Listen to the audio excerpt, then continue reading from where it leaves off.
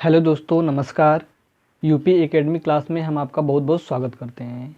दोस्तों, इस वीडियो में हम आज बात करेंगे प्रकाश का परावर्तन, रिफ्लेक्शन ऑफ लाइट के आंकिक प्रश्न को हल करने के लिए हम कुछ महत्वपूर्ण सूत्रों का प्रयोग करते हैं। उन सूत्रों के बारे में हम आज इस वीडियो में डिस्कस करेंगे। दोस्तों, कुछ महत्वपूर्ण सूत्रों के क्रम में जो पहला सूत्र हमारा है, गोली दर्पण की वक्रता, त्रिज्या एवं फोकस दूरी में संबंध। देखिए, यानी कि हम कह सकते हैं फोकस दूरी बराबर 1/2 इंटू वक्रता त्रिज्या। ठीक है, यानी कि जो फोकस दूरी होती है गोली दर्पण की, वह वक्रता त्रिज्या की क्या होती है? आधी होती है। यानी इसको हम इस तरह भी लिख सकते हैं, फोकस दूरी को हम स्मॉल f से लिखते हैं, ये हो जाएगा 1/2 यानी हाफ, इंटू वक्रता त्रिज्या को हम कैपिटल R से लिखते हैं, यानी कि R। ठीक, या इसको हम इस तरह भी लिख सकते हैं, F बराबर R/K2। ये हमारा सूत्र मिल जाएगा। यानी इस सूत्र से हमें क्या मिल रहा है कि जो हमारी फोकस दूरी है वह वक्रता त्रिज्या की आधी होती है। यानी कि हम लिख सकते हैं, अतः किसी गोली दर्पण की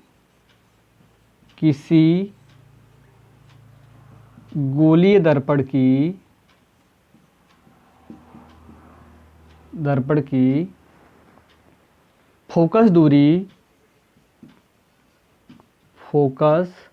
दूरी उसकी वक्रता त्रिज्या की आधी होती है। उसकी वक्रता त्रिज्या की आधी होती है। ठीक है दोस्तों, इस चीज़ को हम ऐसे भी लिख सकते हैं, यानी कि जब 2 हमारा इधर आएगा तो इसको लिख सकते हैं 2F बराबर R।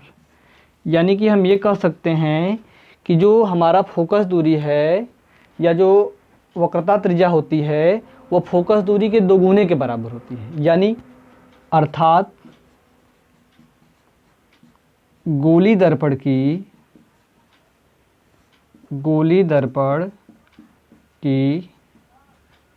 वक्रता त्रिज्या फोकस दूरी के दुगुनी होती है। तो दोस्तों, ये हमारा है गोली दर्पण की वक्रता त्रिज्या और फोकस दूरी में संबंध। यानी कि F बराबर R/2 मिल गया। यानी कि किसी गोली दर्पण की फोकस दूरी उसकी वक्रता त्रिज्या की आधी होती है, या फिर इसे हम लिख सकते हैं 2F = R। यानी कि जो हमारी वक्रता त्रिज्या होती है वो फोकस दूरी की दोगुनी होती है। अब हम दूसरे सूत्र की बात करेंगे, जो है, आप इसको स्क्रीनशॉट ले लीजिए दोस्तों।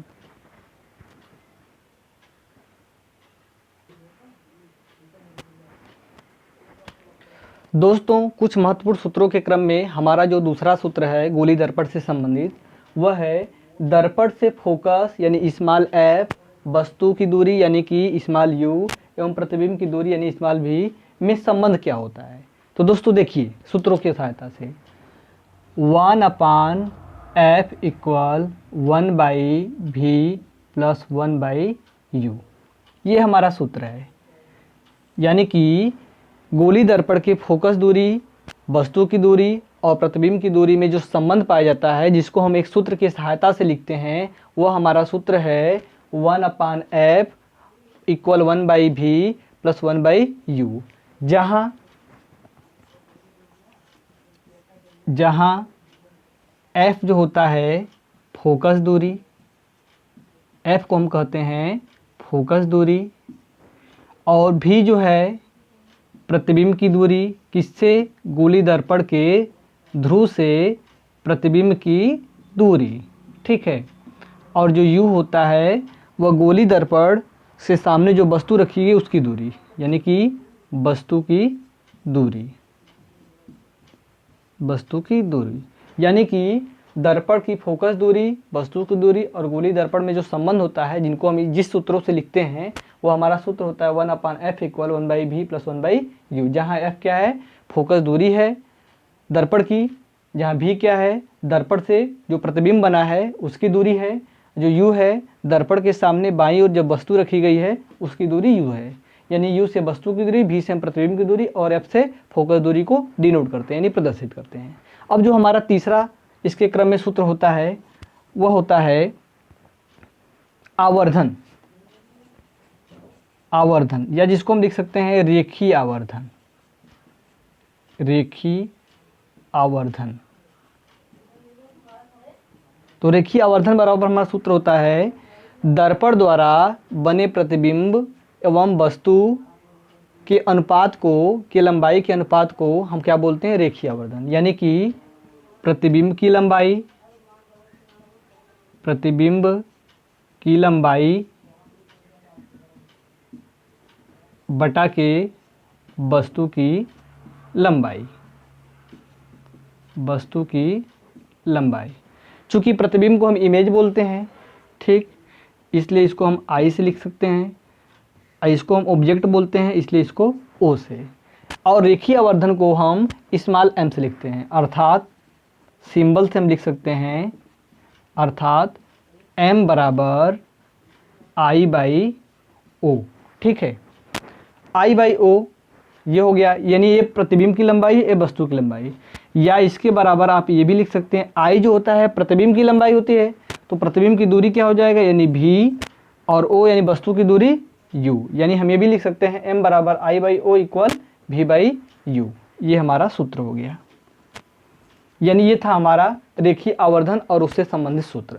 अब दोस्तों हम नेक्स्ट सूत्र की बात करेंगे, तब तक आप यहाँ तक स्क्रीनशॉट ले लीजिए। दोस्तों जो हमारा वस्तु की दूरी होता है वो हमेशा नेगेटिव होती है, इसलिए हम यहाँ पे क्या लगाएंगे, माइनस लगाएंगे। यानी कि हम लिख सकते हैं m बराबर -v/u। अब यहाँ पे हम माइनस क्यों लिखे हैं, यानी कि आवर्धन हमारा ऋणात्मक क्यों आएगा, क्योंकि वस्तु की दूरी, जो वस्तु होता है हमेशा वो दर्पण से बाईं ओर रखी जाती है, यानी आपतित प्रकाश की विपरीत दिशा में होती है, इसलिए जो हमारी दूरी होती है वस्तु की हमेशा नेगेटिव होती है। इसलिए m बराबर हम u का मान माइनस में रखेंगे तो m = -v/u हो जाएगा।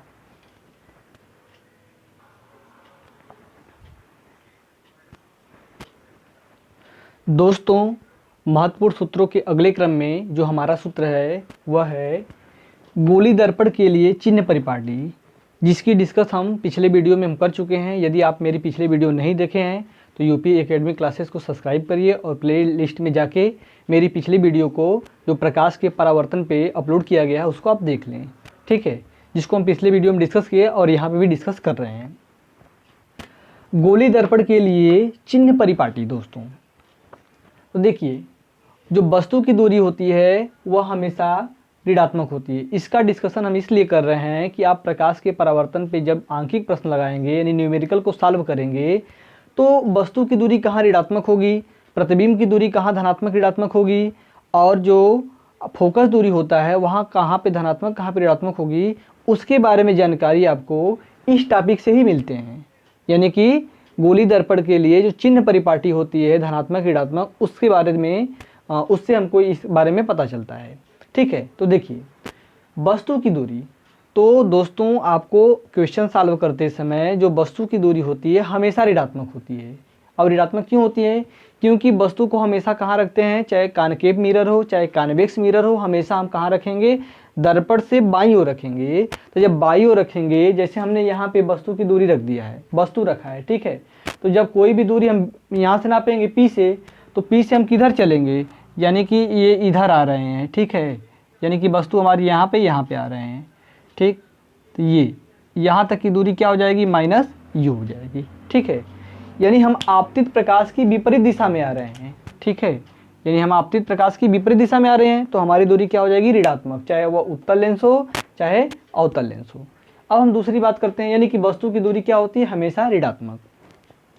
दूसरा प्रतिबिंब की दूरी, प्रतिबिंब को हम भी से लिखते हैं। प्रतिबिंब की दूरी धनात्मक तब होगी जब प्रतिबिंब आभासी और सीधा बनेगा। दोस्तों प्रतिबिंब आभासी और सीधा कब बनेगा? जब हमारी प्रकाश की किरण क्या होगी? इधर की ओर होगा, ठीक है, यानी कि आपतित प्रकाश की दिशा में होगा, तब वो धनात्मक बनेगा और आभासी बनेगा प्रतिबिंब, ठीक है। यानी कि इस कंडीशन में, यानी कि अवतल दर्पण में ऐसी जो स्थिति आती है छठे स्थिति में होता है, और उत्तल दर्पण में जो दोनों इमेज बनेंगे वो इस साइड बनेंगे, ठीक है। यानी कि प्रतिबिंब की दूरी कब धनात्मक होगी? जब प्रतिबिंब क्या बनेगा? आभासी बनेगा और सीधा बनेगा, ठीक है। यानी कि प्रकाश की जो आपतित प्रकाश की दिशा में वह होगा, प्रतिबिंब होगा और वो होगा, ठीक। ऋणात्मक कब बनेगा?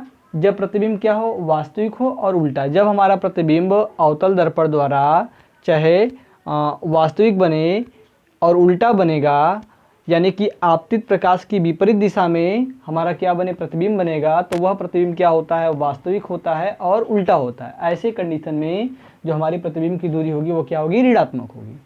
नेक्स्ट हम बात करते हैं फोकस दूरी f और वक्रता त्रिज्या r की। जैसा कि हमने बता दिया कि फोकस दूरी f बराबर होता है r/2, यानी फोकस दूरी वक्रता त्रिज्या की आधी होती है, ठीक है।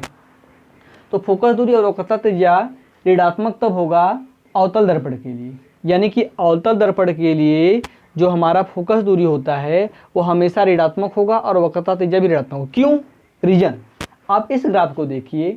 इस ग्राफ में जो ये फोकस दूरी है, यानी यहाँ से हम लेंगे ये यहाँ तक, जिसको हम स्मॉल f से लिखते हैं, ये फोकस दूरी।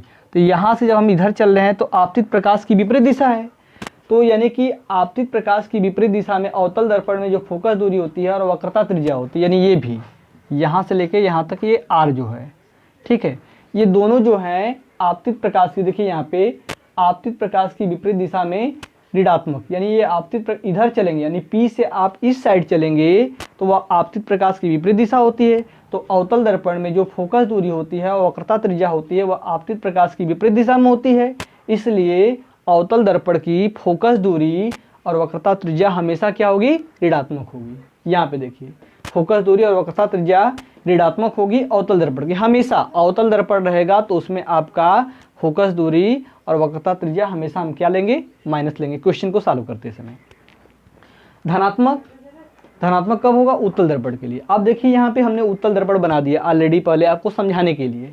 तो उत्तल दर्पण में जो हमारा फोकस दूरी होता है f, वह इस साइड होता है, यानी कि आपतित प्रकाश की दिशा में। हमने यहाँ पे एरो बनाया है, यानी कि जब हम यहाँ P से इधर की ओर बढ़ते हैं तो वह जो हमारा होगा आपतित प्रकाश की दिशा होता है।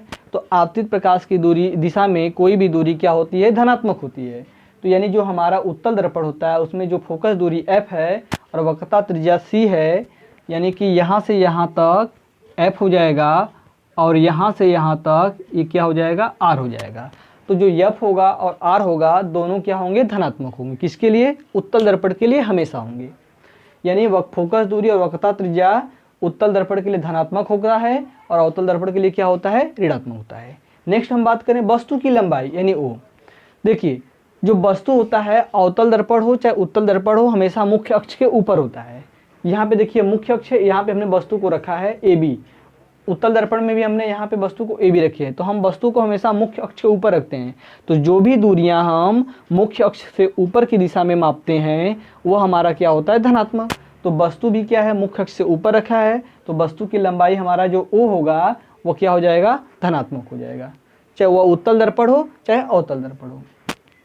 प्रतिबिंब की लंबाई की हम बात करते हैं तो धनात्मक तब होगा जब प्रतिबिंब आभासी और सीधा बनेगा। दोस्तों जब हमारा प्रतिबिंब आभासी और सीधा बनता है तो वह मुख्य अक्ष से ऊपर होता है, तो ऐसे कंडीशन में हमारा जो प्रतिबिंब की लंबाई होगी वह धनात्मक यानी प्लस हम रखेंगे। और ऋणात्मक तब होगा जब प्रतिबिंब क्या बनेगा? वास्तविक बनेगा उल्टा। जाहिर सी बात है जब प्रतिबिंब उल्टा होगा हम वस्तु को तो हमेशा मुख्य अक्ष से ऊपर ही रखेंगे, तो उल्टा प्रतिबिंब कब बनेगा? जब हमारा जैसे कि यहाँ पे ऐसे नीचे बन गया, यहाँ पे ऐसे नीचे बन गया, ठीक है, यानी कि इसको हम B डैश A डैश मान लें। यानी हमारा उल्टा तब बनेगा जब हम मुख्य अक्ष से नीचे हमारा बनेगा, ठीक है। और जब उल्टा बनेगा तो वह क्या होगा? वास्तविक होगा। यानी कि वस्तु की प्रतिबिंब की जो लंबाई I होता है वह ऋणात्मक तब बनेगा जब प्रतिबिंब हमारा क्या बने, मुख्य अक्ष से नीचे यानी वास्तविक बने और उल्टा बने, चाहे वह उत्तल दर्पण हो चाहे अवतल दर्पण हो। नेक्स्ट हम बात करते हैं आवर्धन के बारे में बात करते हैं। आवर्धन m, तो आवर्धन बराबर हमारा सूत्र होता है प्रतिबिंब की लंबाई बटा की वस्तु की लंबाई। प्रतिबिंब की लंबाई यानी कि I, वस्तु की लंबाई यानी O, यानी कि V/U भी हम लिख सकते हैं। तो धनात्मक तब होगा जब प्रतिबिंब क्या बनेगा, आभासी। दोस्तों जब हमारा प्रतिबिंब आभासी बनेगा तो वह किधर बनेगा, यानी आपतित प्रकाश की दिशा में। प्रतिबिंब की दूरी यानी V, और जब आपतित प्रकाश की दिशा में हो तो V का मान क्या होगा, प्लस में हो जाएगा। ठीक है, यानी कि हम लिख सकते हैं m बराबर होता है, मान लीजिए V/U।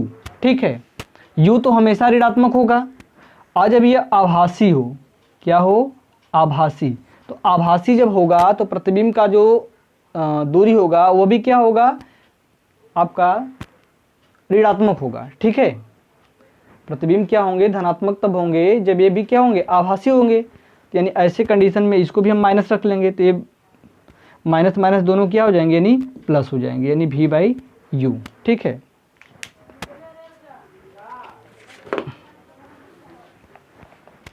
और हमारे ऋणात्मक तब होते हैं, यानी कि आवर्धन m बराबर ऋणात्मक तब होगा जब प्रतिबिंब क्या हो, वास्तविक हो। यानी कि हमारा आवर्धन धनात्मक तब होगा जब प्रतिबिंब आभासी बनेगा, ऋणात्मक तब होगा जब प्रतिबिंब वास्तविक बनेगा। तो ये था हमारा गोली दर्पण के लिए चिन्ह परिपाटी।